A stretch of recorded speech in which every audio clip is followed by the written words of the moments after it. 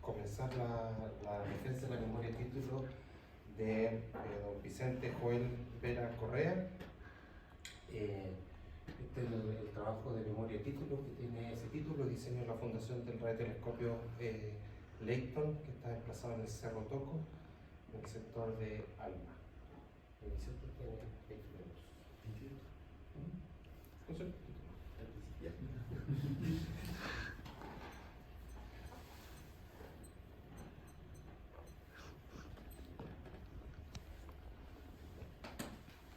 Buenos días a todos los presentes, profesores, compañeros, familia.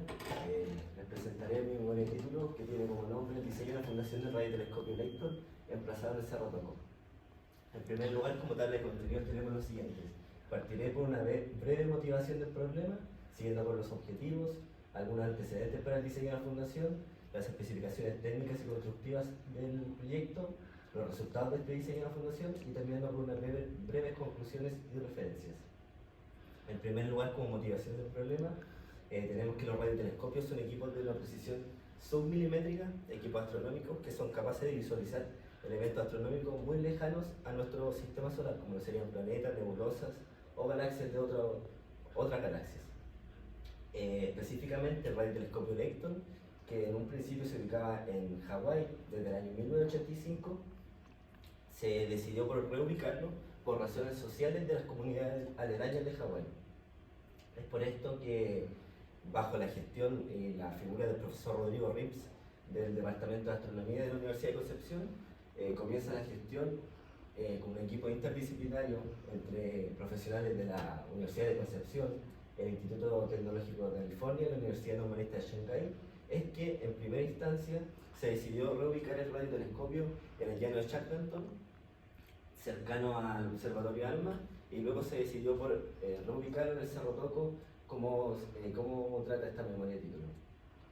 En la imagen se puede ver el desarme del radiotelescopio Leighton en la comunidad de Hawái. Bueno, y en base a esto es que surge la necesidad de diseñar una fundación robusta con las capacidades de soportar la estructura del radiotelescopio y además cumplir los criterios de serviciabilidad astronómica de este equipo. Como objetivos tenemos el objetivo general, que es diseñar las componentes estructurales y el plan constructivo de la Fundación del Radiotelescopio Leighton, que se emplazará en Cerro Toco, región de Antofagasta, Chile. Como objetivo específico se tiene en primer lugar caracterizar el sitio a partir de la campaña mecánica de suelo realizada, luego dimensionar la fundación y todos sus componentes adicionales, estimar los asentamientos mediante el método elástico, cumplir con exigencias normativas aplicables y las condiciones de serviciabilidad de la fundación, y en último lugar elaborar un plano de detalle de la fundación junto a su plan constructivo con especificaciones técnicas. En primer lugar, como antecedente del sitio, bueno, tenemos la ubicación. Según la ingeniería conceptual, se tiene que habían dos sitios candidatos a reubicar el radiotelescopio en el Cerro Toco. En la imagen superior se puede ver en el pin rojo, ahí donde se ubica el Cerro Toco, lo tenemos en la frontera con Bolivia y a 50 kilómetros al este de San Pedro de Atacama. Aquí también se puede ver como referencia la ciudad de Calama y por acá Tocopilla. Y en la imagen inferior ya se pueden ver los dos sitios candidatos, el sitio 25 y el sitio 27 en Cerro Toco. Estos sitios están ubicados a más de 5.100 metros sobre el nivel del mar y además entre ellos se tiene una distancia de alrededor de los 60 metros. Bueno, y una breve descripción geológica de este sitio sería que es parte del cordón volcánico de los Andes Central desarrollado para la subducción de placas. Otro antecedente que se tiene para el diseño de la fundación es el estudio de mecánica de suelos y rocas. Se tienen dos informes para cada, dos informes, uno para cada sitio, los cuales son realizados por la empresa ABC Geotechnical Consulting, que consideran lo siguiente. Para cada sitio se tienen 4 sondajes STT con 10 metros de profundidad y con recuperación de muestras de roca, clasificación de suelos mediante la clasificación AASHTO y la clasificación unificada, y además la clasificación de las muestras de roca por el índice de calidad RQD, 3 ensayos de cantidad de sales solubles, 3 ensayos de corte directo y ensayos de compresión simple en roca y de índice puntual en la roca, y además un ensayo de infiltración por cada sitio. Luego, a partir de la caracterización de la mecánica de suelo y roca realizada, se tiene el perfil estratigráfico. En un análisis previo se selecciona como el sitio de emplazamiento del radiotelescopio el sitio 2.5, el cual tiene el perfil estratigráfico mostrado en la figura 3, donde se tienen los primeros 2 metros de una arena limosa junto a grava, luego hasta los 3 metros 45 otra arena limosa, es decir, hasta los 3 metros y medio aproximadamente se tiene el perfil estratigráfico compuesto por suelo, el cual es compacto, y a su vez se puede decir que el fino, el limo que contiene este suelo es no plástico. Y luego ya se tiene el macizo rocoso, que aumenta su calidad en profundidad, partiendo por un RQD de un 50% y siguiendo luego por un 80% hasta los 10 metros, que es donde se tiene la muestra recuperada. Acá se puede ver una tabla con los parámetros de esta estratigrafía diseñada, donde tenemos el módulo de elasticidad, el peso unitario, el módulo de Poisson y su profundidad. Y también decir que se cuenta con un modelo numérico desarrollado en Praxis 3D para extraer las deformaciones del lugar para la losa impuesta. Luego, para el diseño de la fundación, primero es necesario idear el modelo de la fundación y a su vez el modelo del suelo bajo la fundación. De esta captura del plano de fundaciones confeccionado por Hubbard Associates en el año 1984, se extraen las dimensiones iniciales para el análisis de la fundación, donde se tiene una losa circular de diámetro 6 metros y también los 4 puntos de apoyo, los cuales son conectados mediante pernos de anclaje para la estructura superior y la losa de fundación. También por la ingeniería conceptual se sabe que el telescopio tiene distintas posiciones de apuntamiento, siendo 4 de estas a los 30, 45, 60 y 90 grados. Las combinaciones de carga se estiman mediante la NSH 3171 2017 para obtener las presiones en el sello de fundación. Por un lado se tiene el método ASD para la estimación de los asentamientos y de la capacidad última de carga, y por otro lado el método LRFD para el cálculo de armadura de refuerzo, el diseño de los pernos de anclaje y los anclajes post-tensados que se tienen en cuenta. Y para el sello de la fundación, bueno, se considera un sello de al menos 1 metro de la fundación por su espesor, y esto sobre un relleno de hormigón pobre, el cual va desde los menos 1 metro hasta los 3 metros 45 de profundidad. Luego, como se trata de un problema de serviciabilidad por las deformaciones ya que se trata de un radiotelescopio y no queremos que sean las deformaciones más de las admisibles para la visualización de es que se estima el asentamiento mediante el método elástico para cada combinación de carga, obviamente. Durante el análisis se utilizaron diversas expresiones encontradas en la literatura, pero la más apropiada para este caso, considerando suelo y rocas, es la de Paulos and David del año 1974, que se encuentra al costado derecho, la cual considera la presión neta aplicada sobre el sello de la fundación, el largo ancho, pero en este caso sería el diámetro de la fundación, el coeficiente de Poisson y también el módulo de elasticidad promedio. Para la armadura de refuerzo se realizó la verificación en corte y en flexión. Aquí se tienen las expresiones para la verificación de corte y para la verificación de flexión, donde se tiene el momento último, el cual se puede calcular con la expresión 4, o también extraerlo del modelo de elementos finitos. Y para el momento nominal, en primera instancia se utilizó el acero mínimo requerido según el código ACI, o el cual si no se cumple la expresión 7, se puede cambiar. O sea, se puede aumentar en la configuración de acero. Y también destacar que la verificación a flexión se realiza o se diseña asumiendo un empotramiento en el centro.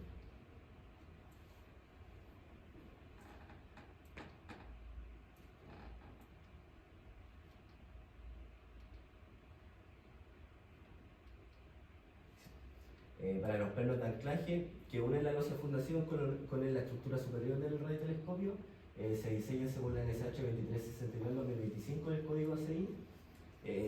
Se sabe por la ingeniería conceptual y por los planos previamente diseñados en el radiotelescopio ubicado en Hawái que cada apoyo necesita de 6 pernos de anclaje, en donde de estos 6 pernos solamente 3 funcionarán se consideran como activos tanto para corte como para tracción. El material de los pernos utilizados es el acero SAE 1020, y acá hay algunas de las verificaciones realizadas donde predomina la distancia mínima entre pernos, la resistencia al corte del acero y la resistencia al arrancamiento en la losa de fundación. Para los anclajes postensados, bueno, el motivo de utilizar anclajes postensados es asegurar un completo contacto entre la losa de fundación y el sello de fundación. Además, la NSH 2369-2025 establece que para fundaciones superficiales, si estas están ancladas ya sea a suelo o a roca, no sería necesario garantizar esta área de contacto mínima. El objetivo de garantizar un área de contacto mínima sería que no se produzcan ciertos golpeteos en el levantamiento de la losa fundación que induzcan asentamientos no esperables. Acá en el costado derecho se pueden ver algunos tipos de anclaje, grout, siendo grout una mezcla cementicia y el ground ya sea suelo o roca. Se seleccionan los anclajes tipo B para este caso, donde se tiene una longitud libre, la cual tiene como objetivo anclar este bulbo, que sería el que se ancla, valga la redundancia, en un macizo rocoso de mejor calidad, que sería en este caso el macizo rocoso que se encuentra luego de los 5 metros de profundidad. Para el diseño de estos anclajes se utiliza el manual Ground Anchor System de Sabatini de 1999, publicado en la FHWA. Y también se utilizan cables de acero tipo ASTM 416 grado 270 de un diámetro de 15.2 milímetros.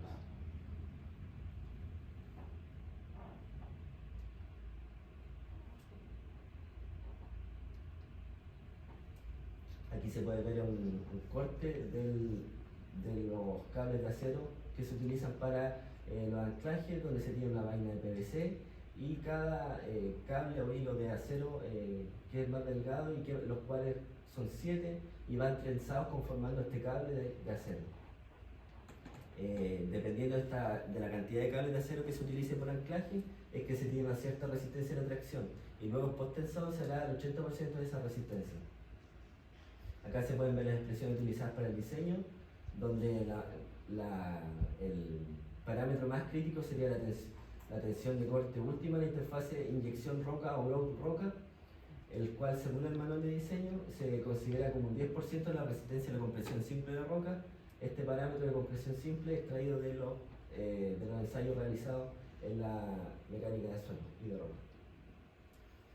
Por otro lado, para garantizar que el proyecto pueda materializarse de correcta forma y se cumplan los estándares establecidos por el diseño, es que se idean las especificaciones técnicas y constructivas del proyecto, partiendo por la preparación del terreno, donde se debe excavar a una profundidad de 3.45 metros y con un talud dependiente de 12:1, esto establecido según la NSH 349 para disposición de seguridad en excavaciones y la NSH 3206 de geotecnia, excavaciones e intimaciones.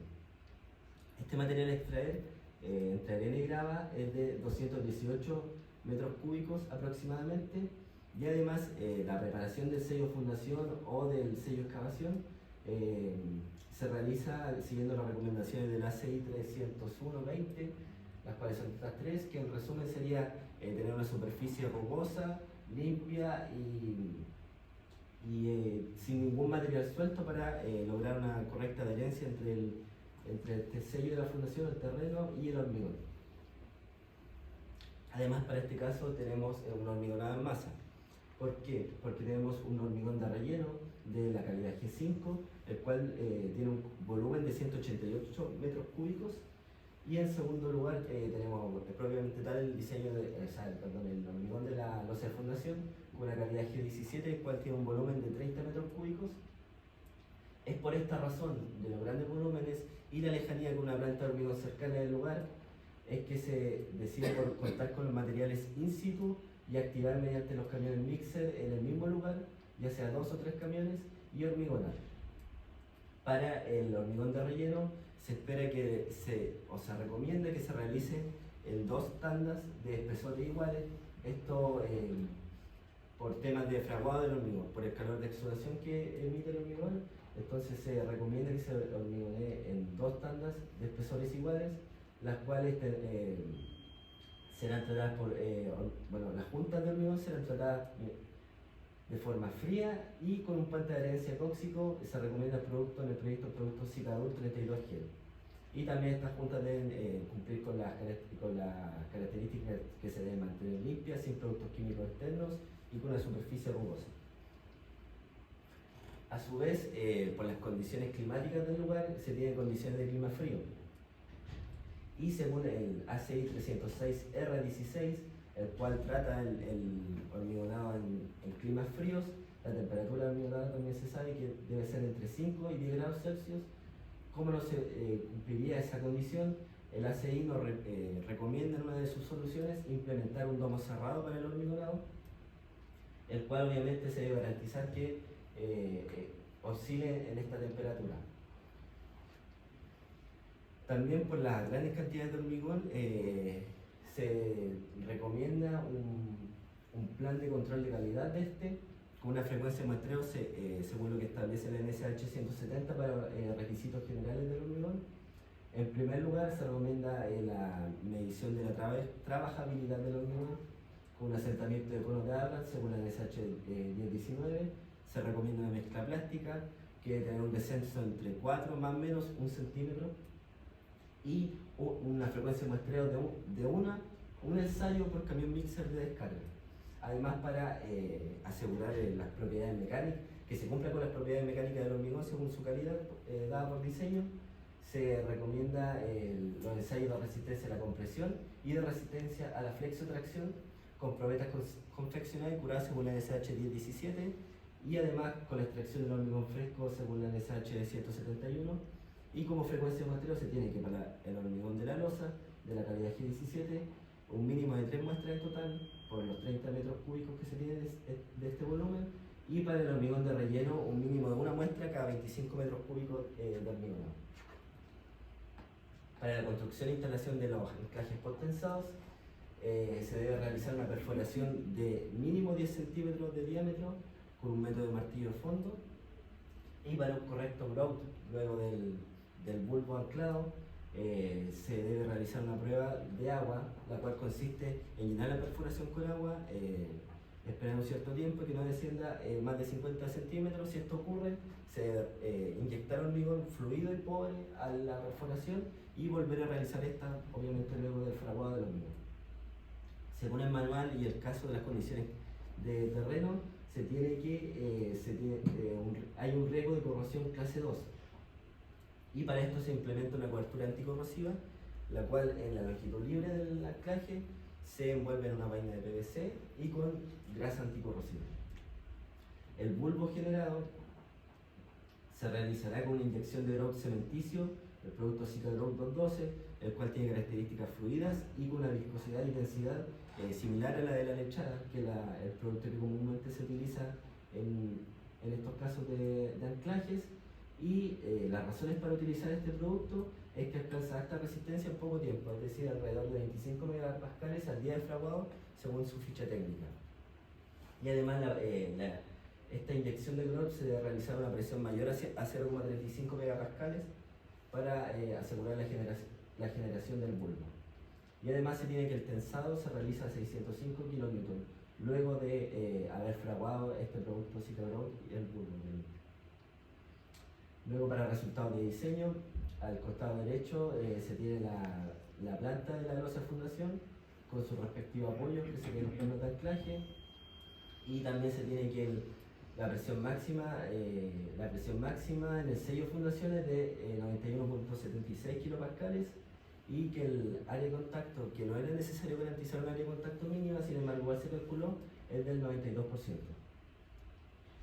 Para los asentamientos, se calcularon los asentamientos en el centro los asentamientos máximos en el centro de la losa fundación y los asentamientos diferenciales con sus respectivos giros, tanto para el método analítico, y se extrajeron los resultados del método numérico del modelo de elementos finitos confeccionado en Praxis 3D, donde se tienen que los asentamientos máximos oscilan entre 0,02 y 0,03 milímetros, y los asentamientos diferenciales, si bien cambian un poco comparando ambos métodos, pero de todas formas estos valores son muy bajos para efectos de la ingeniería civil estructural, es decir, no deberían haber problemas con la estructura ya sea del telescopio o de la losa fundación, y esto se verifica en el libro de Coduto del 2001, que plantea valores típicos de asentamiento para estructuras industriales que varían entre 25 y 75 milímetros. Para la armadura de refuerzo, según la verificación en corte, no fue necesario agregar una armadura de refuerzo, sin embargo, se consideran ganchos Fi 10 para el posicionamiento del emparrillado superior respecto al inferior, y para la armadura en flexión se deben contar con 30 barras Fi 12 cada 20 centímetros de espaciamiento. Los pernos de anclaje deben ser del tipo J, de diámetro 3/4 pulgadas, bueno, el del acero 10-20 como ya había mencionado, y con una longitud de empotramiento de 12 pulgadas. Para los anclajes potenciados, al costado derecho se pueden ver una captura del plano de detalle, donde se tiene una longitud libre desde la parte superior de la losa hasta acá alcanzando los 5 metros de profundidad, y luego una longitud de bulbo de 5.5 metros.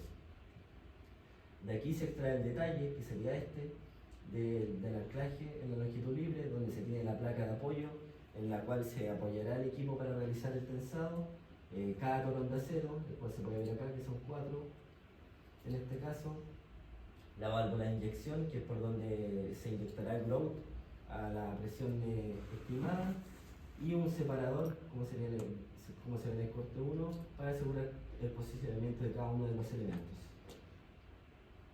Bueno, como conclusión tenemos que un diseño de fundación debe proporcionar seguridad estructural, durabilidad y cumplimiento normativo, y también de la serviciabilidad de la estructura.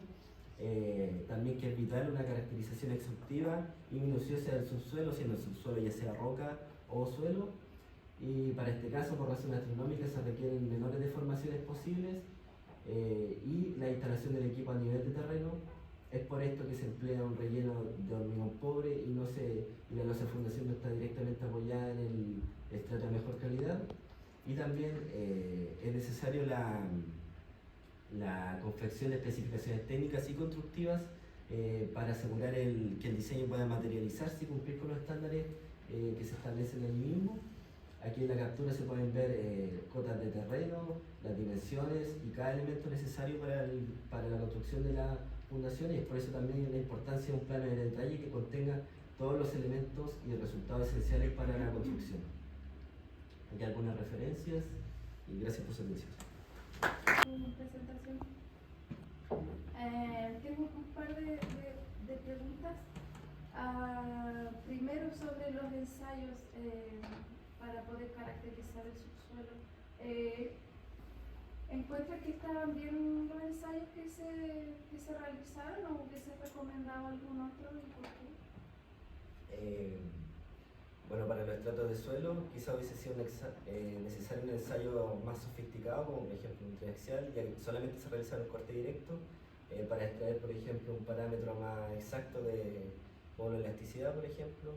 Y para roca, encuentro que estuvieron bien los ensayos realizados, ya que fue el ensayo con presión simple, un ensayo de índice de carga puntual, también de densidad, y el ensayo de la caracterización de la calidad de la roca de RQD, y con eso ya se puede, no hubo problemas como para realizar un diseño y caracterizar el macizo rocoso. Y respecto al módulo de elasticidad que comentabas tú, ¿cómo se obtuvo ese valor? ¿El módulo secante? Para las arenas. Para la arena se estimó según el... Porque ese es el módulo elástico. Sí. ¿Cierto? Sí. ¿De dónde se obtuvieron? Se lo recomendaba en el informe de mecánica del suelo según la geofísica, si no me equivoco. Con la geofísica se realizó en el lugar y se estimó. ¿Ya hicieron geofísica? Sí, se realiza geofísica. Ya entiendo. No hay presencia de agua, ¿cierto? No. Si hubiese habido presencia de agua, ¿habría cambiado algo en el diseño y en las especificaciones técnicas? Sí. ¿Qué habría cambiado? Por ejemplo, bueno, en las especificaciones técnicas partiendo por las excavaciones, quizá hubiese sido necesario la utilización de activaciones y no simplemente un talud de corte. Y bueno, ya los anclajes quizás tampoco se hubiesen podido utilizar, hubiese sido mejor utilizar pilotes, por ejemplo, micropilotes de hormigón armado. Y para la caracterización y el diseño, bueno, ya hubiese cambiado la utilización del peso unitario, hubiese tenido que utilizar el húmedo, un peso unitario saturado, y también para la confección del modelo numérico también hubiesen cambiado los parámetros que utilizar. Eso puede haber entregado otro tipo de resultados. Otra consulta, hubo una memoria de Francisco Salgado, no sé si Sí. la leíste. ¿Qué cambió entre tu trabajo y el que hizo él? Partiendo por el lugar. ¿Cambió el lugar? Sí. Ah. El de él era en el llano Shackleton y este en el Cerro Toco, que son lugares relativamente cercanos, pero ¿Y cambiaron las condiciones del terreno? sí, y también, bueno, Francisco solamente consideró una losa fundación Sí. y no consideró especificaciones técnicas y constructivas tan detalladas. Ya, entiendo. ¿Y los planos esos, los que se mostraron, los hiciste tú? Sí. Perfecto, súper. Eso es una dissertación. Gracias, Vicente, por la presentación. Tengo en realidad una pregunta. Al final, ¿cómo hiciste el cálculo, por ejemplo, de la estimación del peso de la solicitación como del telescopio sobre el peso? Es que eso venía de un análisis estructural previo realizado. Entonces de ahí extraje la reacción en cada apoyo y también el análisis de la demanda sísmica, y también ya se había realizado anteriormente. Entonces extraje solamente la reacción y los momentos. Entonces ya venía todo listo. Ah, perfecto. Y eso se puede explicar un poquito más de detalle porque como que no está acá. Sí, bueno, ese análisis se realizó considerando cada posicionamiento de la antena, que eran 4, y también bueno, considerando las 4 reacciones, y se realizó un modelado de elementos finitos de todo el radiotelescopio, considerando toda la estructura exterior como el equipo, y en resumen el telescopio pesaba alrededor de 30 toneladas y tiene una altura de 4.7 metros. Es como más general.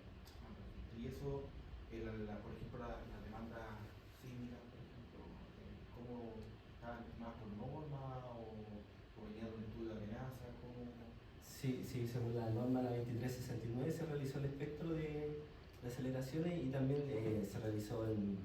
se calculó la demanda a través del modelo predictivo de Montaño Castillo del 2016. Ah, sí, sí,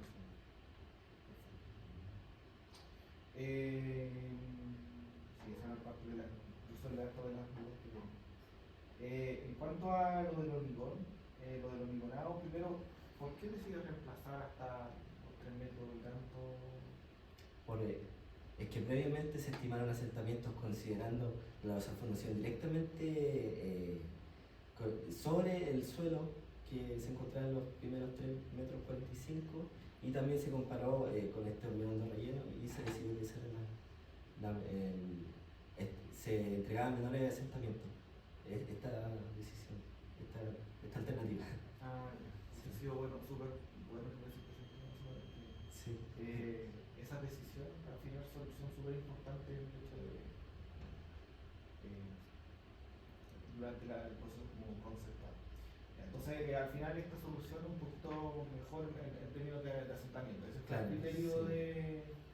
Y ahí, por ejemplo, tú dabas una referencia sobre los asentamientos como máximos como que al final obtuviste, y decías que eran como tolerables y muy chiquititos respecto a Para la ingeniería civil. a lo recomendado, ¿cierto? No sé si hay alguna especificación por parte como de los fabricantes del radiotelescopio, algo de manual, alguna tolerancia máxima, porque al final como esto es tan sensible, el asentamiento. No hay como un número bueno, así como un rango tolerante, pero siempre se buscaba que fueran los menores asentamientos posibles con la solución Sí. que se dio. Sí. Porque un poco mi duda es como, a lo mejor, efectivamente para otro equipo es súper pequeño, pero aún así no es suficientemente pequeño como a lo mejor este tipo de equipos Claro, requiere. sí. Yo creo que ahí hay como algo que habría que Claro. verificar respecto con las personas que, o comparado a lo mejor con el diseño previo. Por ejemplo. Si el diseño previo era de este orden de magnitud, ya, tiene sentido. Y respecto al hormigonado, tú dices, sugieres, por ejemplo, que un hormigón solo nacido, ¿cierto? Sí. Y sigue las especificaciones técnicas, como sabe la recomendación como la ACI, y control por ejemplo, la plasticidad, del hormigón, y al mismo tiempo después bueno, obtiene las recomendaciones como para muestreo de calidad. Pero eso, por ejemplo, lo de la consistencia, no sé si en tus especificaciones técnicas, que debe ser mucho más detallada que esto, hay alguna recomendación sobre, por ejemplo, el muestreo de la temperatura del hormigonado o de la condición visual después de finalizado, de cuando fragua el hormigón? No, la temperatura no, porque, bueno, garantizando que el domo cerrado no solucione el problema y que la temperatura del hormigón sea entre 5 y 10 grados Celsius, ya con eso doy por controlado la temperatura del hormigón también, y de la medición de un aspecto visual no tengo. O sea, lo decía por el hecho de que en realidad con los hormigones masivos el problema es al revés, como tener exceso de calor. Claro. Hay veces que tiene un montón de metros cúbicos con harto cemento y eso libera energía. Eventualmente habría que incluso pensar en enfriar el hormigón. Claro, pero por eso que el domo cerrado ya sea puede ser para calentar el ambiente o también ventilarlo. La idea es que se ronde este rango de temperatura. Pero, claro.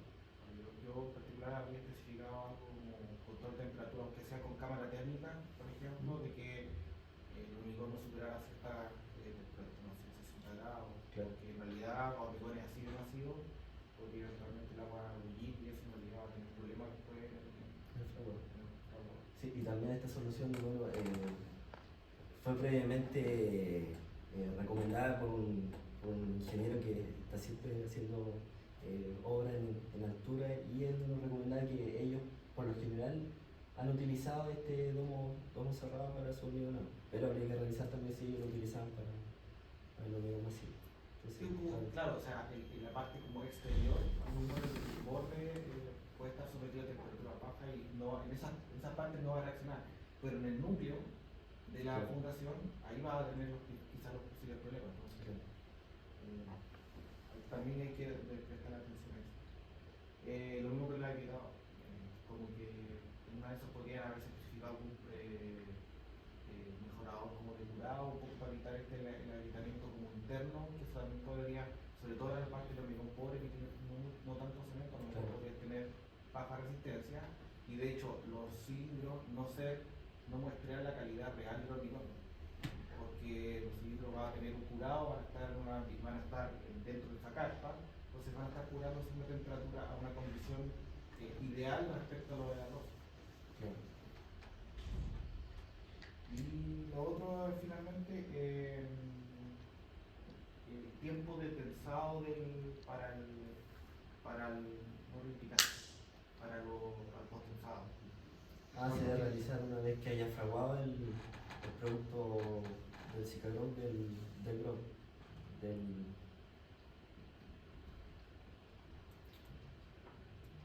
Sí, recuerdo que eso lo decías que fraguaba, bueno, esto fragua súper rápido, tiene súper rápido, pero dijiste un día, ¿cierto? Sí.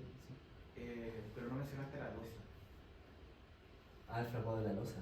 Claro, después, ¿cuál es como un poco la secuencia constructiva? Hago primero el hormigón pobre, después el hormigón de la losa superior y después el tensado, ¿cierto? Pero Claro. ¿Cuál es el espaciamiento temporal entre cada uno de ellos? Claro, el fraguado de losa sería a los 7 días de haber alcanzado una resistencia superior. a los 7 diafragmas de haber hormigonado la losa sería. Y bueno, ahí recién se realizaría la perforación hasta los 10-11 metros, luego el cableado, y ya eso otro día, y luego la inyección del bulbo, y ya posterior a eso el tensado de los cables de acero. Que en tiempo no sé cuánto tomará, pero por lo menos ya se garantizaría que la losa fundación haya adquirido una resistencia a la compresión de por lo menos de los 7 días. Bien.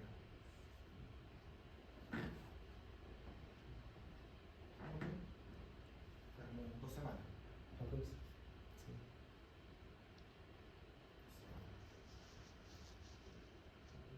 Perfecto, gracias.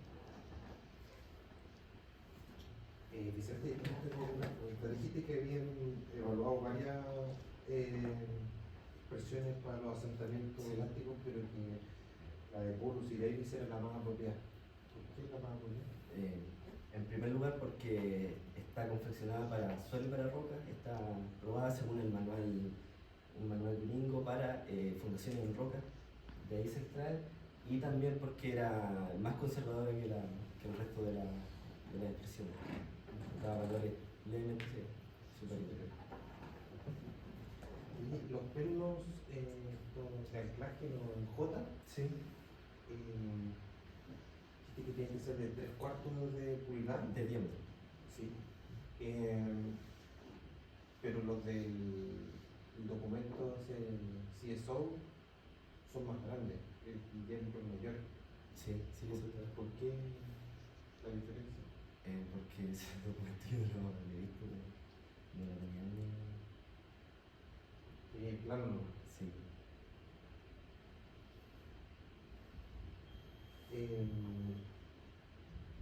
¿Cómo aseguráis que los anclajes esos que llegan ahí arriba en esa misma figura, Sí. en el detalle, que eso no interfiera con el telescopio? No, Porque el telescopio va encima Claro, de eso. claro. No, es que no. ¿Qué tanto sobresale hacia arriba el anclaje? O sea, sobresale este cabezal que tiene aproximadamente será como 8 centímetros de altura, y más esta placa que tiene como 8 milímetros. Entonces, pero no sabría responder si interfiere o no con la estructura del telescopio. Como replantear el telescopio Claro. encima. Claro, porque no sé si tendrá como un espaciamiento o si va directamente apoyado a la fundación con los pernos de anclaje. No sé. Y relacionado con la pregunta del profesor Calderón, los asentamientos sin el relleno de hormigón pobre, ¿cuánto dan más o menos? Era como de 0,17 milímetros aproximadamente. Y estos dan como un 10% menos, considerándolo el relleno del 10% menos. Sí. No, el 10%. No, o sea, el 10%. O sea, dividido por 10. El 10%. Sí. Oye, ¿cuántos metros cúbicos de hormigón tiene? 188 el relleno, más los 30 de la losa de fundación, que serían 200 ya. Sí. ¿Cuánto cuesta un metro cúbico de hormigón? $1.000, 10.000, 1.000.000, 10 millones, 100 millones. Acá en Concepción, ¿Usa el COVID? Que me da el cero. ¿Cuánto cuesta? 50 lucas, metro cúbico. 50. Sí, pero puesto arriba es más carísimo, sí. Ah, sí. Mucho más que la otra versión. Y si va con hielo para poder congelar el hormigón, es más carísimo, claro. Porque va con temperatura el hormigón. Varía.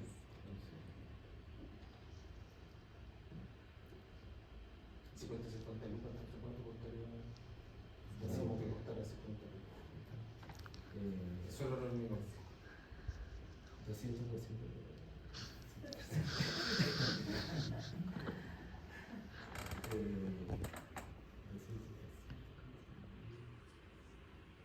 $10 millones,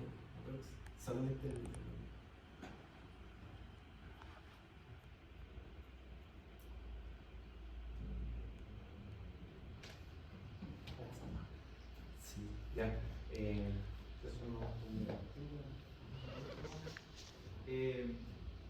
Para el postensado, ¿estimaste, no sé, posibles problemas futuros? Pensando como en el script, ¿te puede aparecer ahí? Bueno, para el segundo, siguiendo el manual, para el futuro se considera la corrosión y además un factor que se utiliza cuando el anclaje es permanente. Cuando es permanente o cuando es temporal en otros casos, entonces se diseña según el anclaje permanente. Entonces ahí asumo que en esos parámetros va a considerar quizás el clip, no, pero Porque no sé el nivel de tensiones que aparecen en la fundación, o sea, en el hormigón, sobre todo en el pobre, porque ese es como, tiene más calidad. Y si eventualmente la misma tensión o el nivel de tensión está suficiente como para generar un clip en el hormigón y eventualmente podría ser más que incluso que todas las otras como asentamientos que pueden haber calculado, pero solamente por el potencial. Porque, pero no sé no sé cuál es el nivel de tensión al que llega el clip. Quizá habría que ver hacer como ese estudio también, si es que eventualmente podría ver.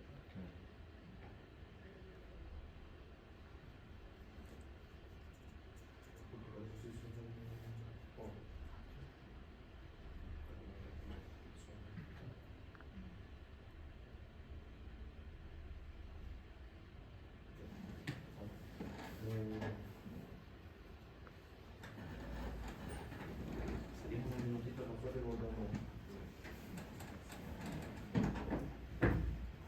Mientras tanto, me se pregunta.